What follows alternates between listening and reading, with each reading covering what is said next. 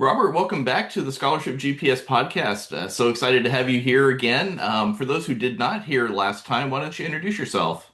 Absolutely. Well, thanks for having me, Dave. So, my name is Robert Farrington, and I'm the founder of the College Investor. And I talk about the money side of education, is the best way to put it. So, all the different ways that money and education connect, from saving for college, paying for college, a lot on student loan debt, estate planning, and all of it. Because I think a lot of families don't really quite realize it until they're filling out the FAFSA that they're like, whoa, there's a lot of finances in this, and it intersects in so many different ways. Yeah, that's awesome. Well, you're my go-to guy for kind of the finance piece of paying for college. And there's even some scholarship related things that are a little bit outside my wheelhouse and area of expertise. So that's what I wanted to primarily talk to you about, but I think we're going to cover a lot of things. But the first thing I want to talk about is scholarship related, and it's a question that I see asked fairly often, or sometimes even people will make statements that I think are maybe a little bit incorrect. So I'm just going to ask the question as directly as I can, and then you can respond and give some of the subtleties to it. But are scholarships taxable? Oh man, and it's like a can of worms because the answer is maybe. Yeah, yeah. And so I think we really need to dive into the details there because scholarships can be taxable. And I think a lot of people don't realize that. And according to the data, over 800,000 people reported taxable scholarships on the last year we have the data for, which was 2022, in Mhm. the tune of $4.4 billion dollars in taxable scholarships. So, when is a scholarship taxable and when is it not? Well, first, usually when scholarships are for tuition, fees, books, and supplies, they are not taxable. There is an asterisk here, though. That is, if you go above the cost of attendance could be, or that anything extra could be taxable, right? Because now you're Mhm. basically getting paid above and beyond what you're supposed to be getting for college. Part two is living expenses. So if you have a scholarship for room and board, transportation, even disability or dependent related care, that's taxable.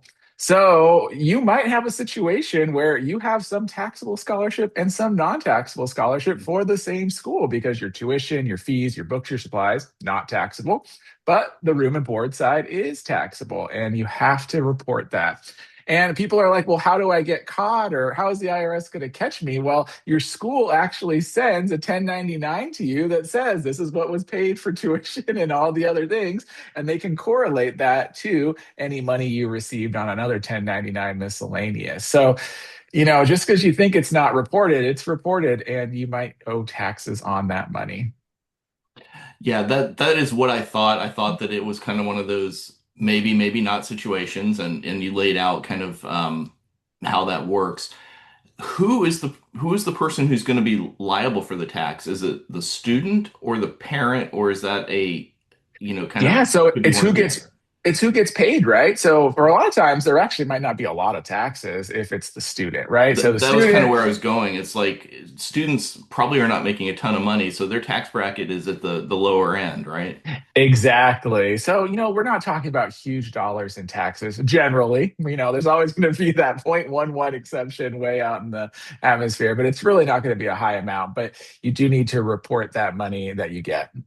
Yeah, yeah. And I'll just say for anybody who thinks that scholarships are not worth it because they may be taxable, send all of that money to me and I will pay those taxes. I will pay the taxes for you if you give me the entire amount of money too. Totally. No, Yeah. I think that's the thing is you're only paying, taxes on this little tiny portion. You're Yeah. still getting, 90+% of the money, if not more, taking, that can go towards your education. Yeah. One of the other questions I see asked quite a bit, well, first of all, a lot of people don't know that students can actually earn scholarships prior to, say, senior year or starting college. Yeah. I try to get that message out a lot, but some of the people who are aware of that or find out about it, they ask, what should students do with those funds? And I guess I should clarify, sometimes the organization that awards the scholarship may just hold the funds for the student until they graduate high school and move on to college or trade school or whatever. Other times they cut a check to the student. So that kind of maybe goes back to the first question about taxes, but Yeah.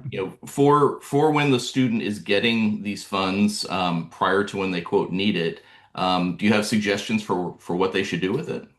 Yeah, so it's important to realize that this money is not treated as income from the FAFSA. So when you're filling out the FAFSA and the CSS profile, gifts to students, which are scholarships, are excluded as income. However, if they are in your checking or savings account or whatever account they are on the day you fill out the FAFSA, they are counted as an asset. And like you just said, I mean, kids could be getting scholarships in middle school, right? Like you could Yeah. just start stacking it. So my recommendation is for the most effective way to do it is put it in a 529 plan for the Okay. student. So, if you guys don't know how financial aid treats assets, the student's assets are typically treated as 20% goes towards the school. So if you have $1,000 in a checking account, the school says 200 of that needs to be paid out every single year as an asset. And a parent's asset, though, is only 5%, 5.64, whatever the magic number is. With that being said, a 529 plan, even though it's the student's potential money, is treated as a parent's asset. You get a little relief on it.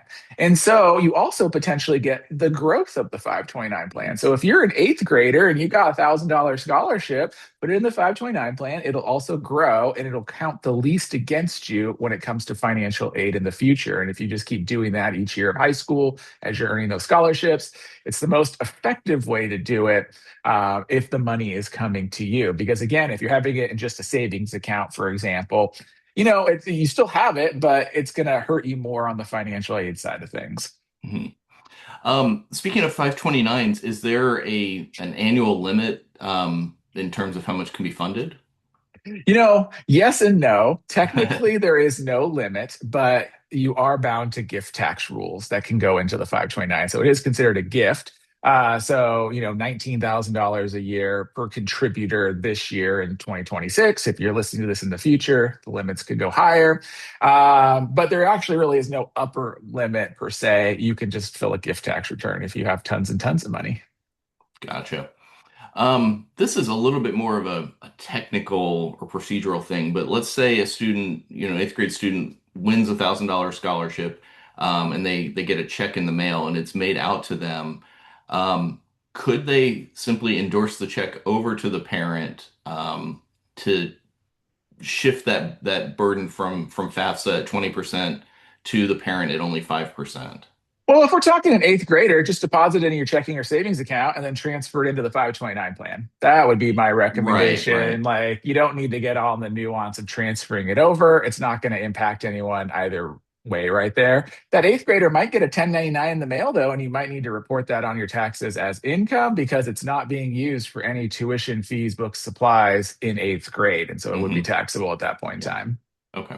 All right. Cool.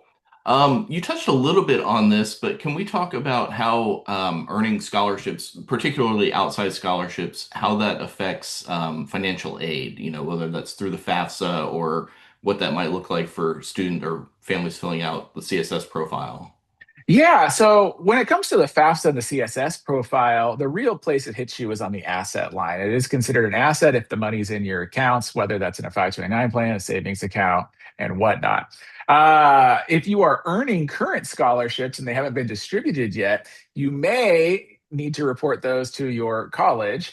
And every college has their own rules on how they treat this. And I think that's really what you're alluding to is like this terrible thing of scholarship displacement. Yeah. Yep. Uh, and so if you're not familiar, scholarship displacement is where colleges will displace their own aid award to you because you are bringing in this outside money. So let's say you won $1,000 scholarship this summer. Well, if the college knows that's coming, they might reduce their own merit aid or need-based aid to you by that $1,000. So you get no benefit really. Even, all the work you did is basically washed out, which really kind of sucks. Yeah. Yep. For those who would like a little bit more information on scholarship displacement or its great opposite, scholarship stacking, I do have Yeah. a free article on that. It's at scholarshipgps.com/blog/stacking. So I'll link to that. Um, so you mentioned the need or the requirement that some colleges have to report outside scholarships. Um, it, what's the legality of that? And then maybe we can move to the ethical position on that. So is there a law that the federal government has said if you win a scholarship, you have to tell your college about it? No, so there is no federal law that says you have to report your college scholarship. And I would say too, like if you want a scholarship in eighth grade, it's already an asset on your FAFSA. There is no actual requirement because you already have the funds. You're going to write the check, like it's a thing. The real issue is like, let's say it's summer right now before school starts, and it's funny as we're recording this. After we're done, I'm awarding our scholarship from the College Investor. I'm going to Oh, send out awesome. my congratulations email to that person, but that scholarship is going to go out next week. And that is one that maybe you do need to report. There is no federal law that says you have to. What it actually comes down to is the school's honor codes violation. So every school, and I would say like the vast majority of them, 99% of them require you report it. They will tell you the reason they require you to report it is because they are not legally allowed to award more financial aid than the cost of attendance. For example, if you have a scholarship, they can't necessarily give you a student loan federally that exceeds the total cost of attendance. And they're trying to say, well, we're hedging our risk, like we don't want to like get in any trouble, and that's why we need to know this.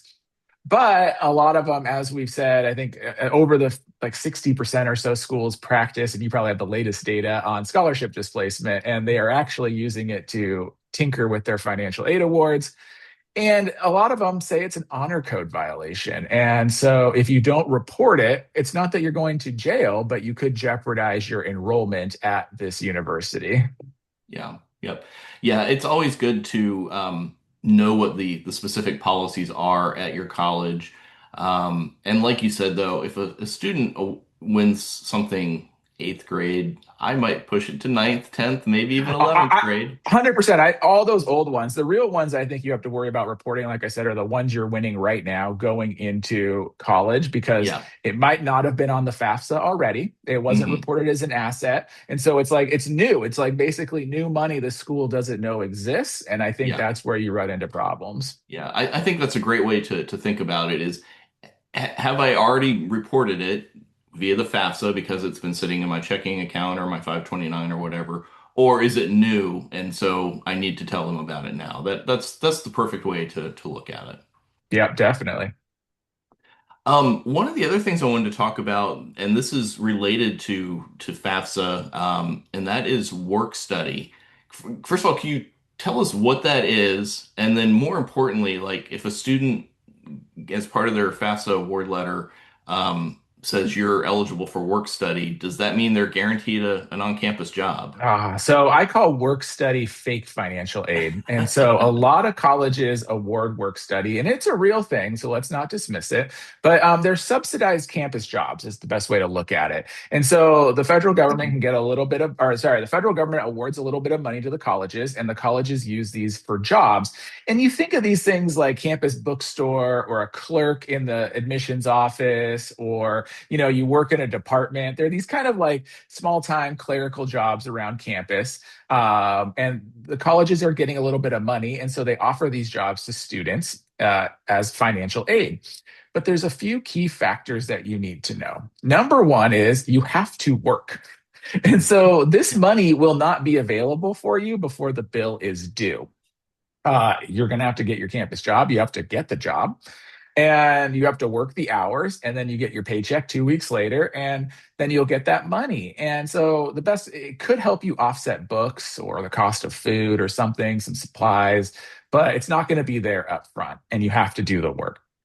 Number two is this is a scary trend that we're seeing lately, but colleges are awarding work study to a lot of students, and they don't have all the jobs for them. Mhm. And they will make excuses like budget cuts or whatnot, but really it's they're putting it on the financial aid awards, and there's just no job for these kids, so you're not going to get the award.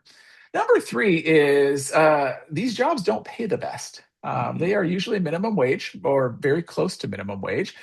You might get a higher paying job at Chick-fil-A or Target or Walmart because Yeah. these larger corporate entities are paying different wages than what the colleges will pay. And so, like, if you just want some money and you want to work, just go work. That's kind of how Yeah. I look at it. Is Yeah. don't rely on that as financial aid. Just get a job, any Yeah. job. Yeah. So just to kind of recap, work study, even if you're awarded it, and you get the job, you're not going to get the funds early enough to pay that tuition bill at the beginning. Now, if you've worked the past semester and saved that money, it'll be helpful for future semesters. But you're also not guaranteed a job just because you were awarded kind of this opportunity. It doesn't mean a job exists.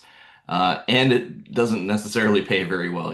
Most students will probably find a better paying job elsewhere.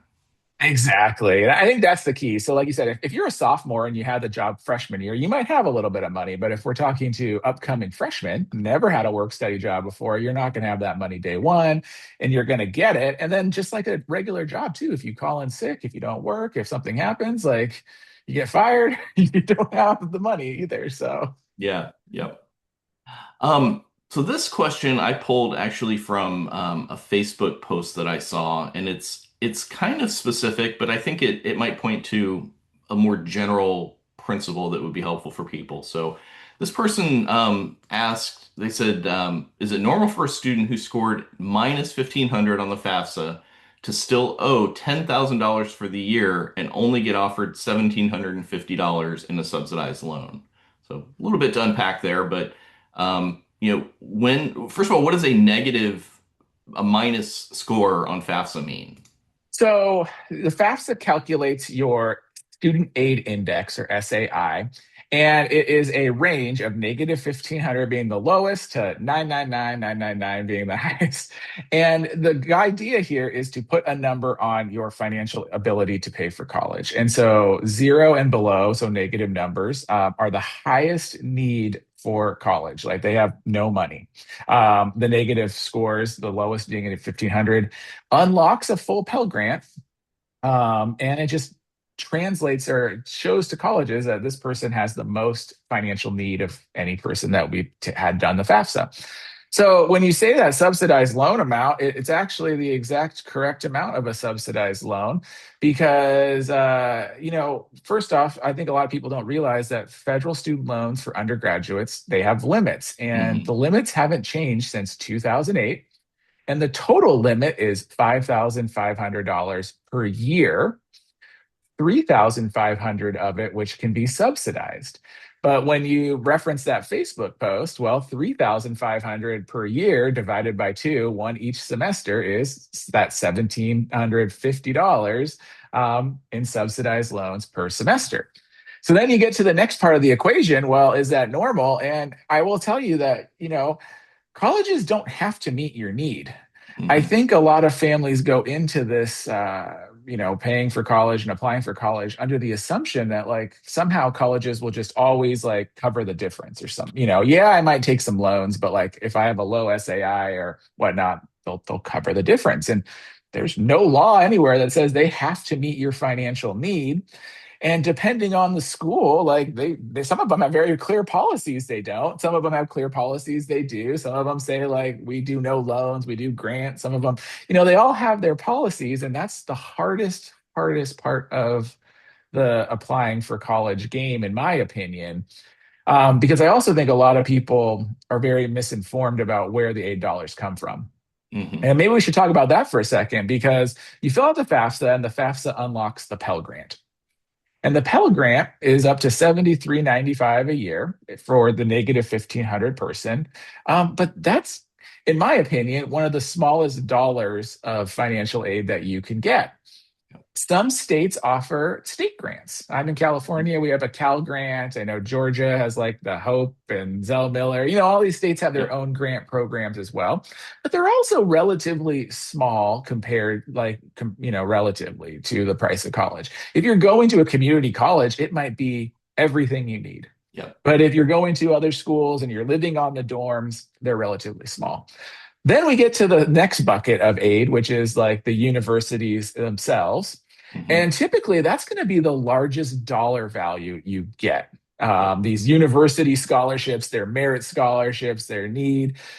And it's very frustrating because most of these schools use them as discounting tools, like Yeah. secretly discounting the tuition. Hmm. And it's just this giant black box of pricing.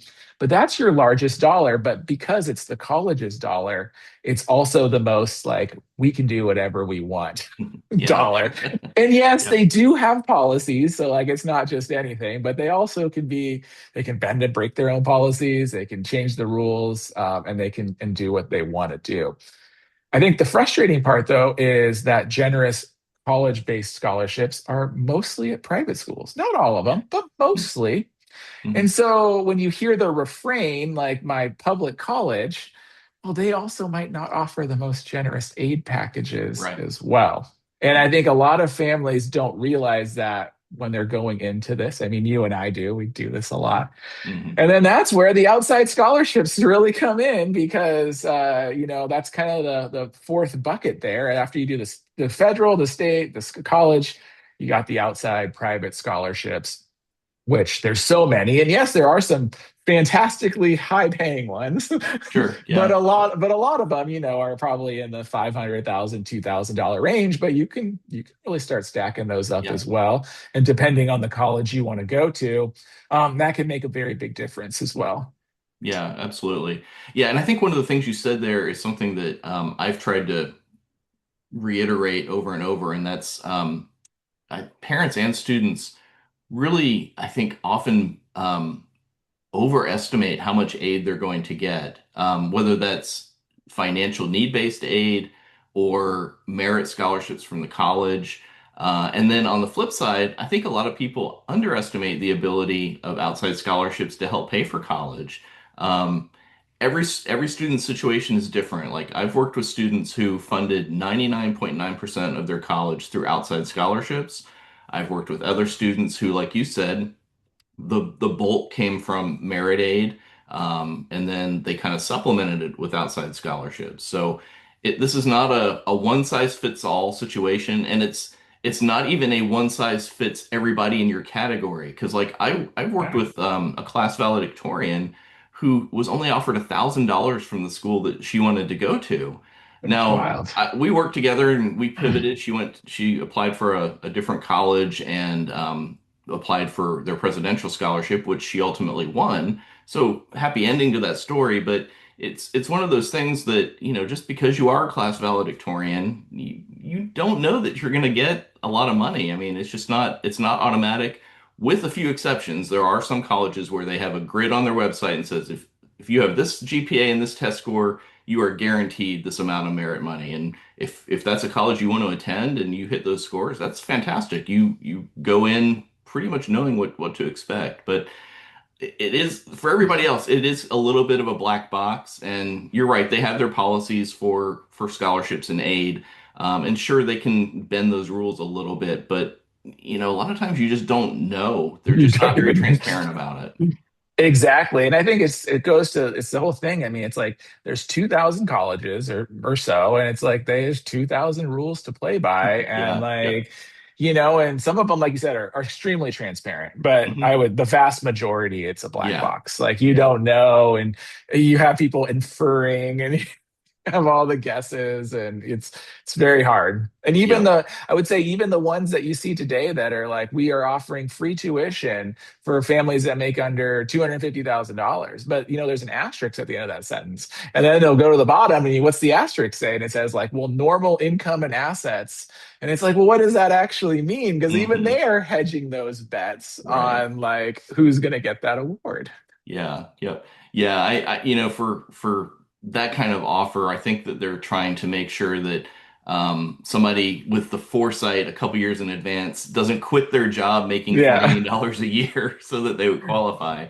Sure. It's But like, oh, yeah, just don't look at our house in the Hamptons. We really do yeah, only make $100,000 a year. exactly, exactly. Yeah, yep. Robert, this has been so helpful. I did want to mention, because you brought it up, that you are awarding your scholarship. Tell Yeah. us a little bit about that scholarship. Obviously, the cycle when we're recording this has ended, but I know you've offered this for a long time, so I'm guessing you're going to offer it again. Yeah. So this is our 10th year offering this scholarship, and it's our side hustling student scholarship. And I love it because I love hearing the stories of entrepreneurial students. And this year, I can look at the stats right now. We had 495 applicants. So I think you'd love this, but because this is what you're gonna like just be shocked. You're actually not gonna be shocked, Yeah. but I had 495 applicants. I actually only had to judge 116 essays Yeah. Yep. So because all of 75%. Yep. Yeah.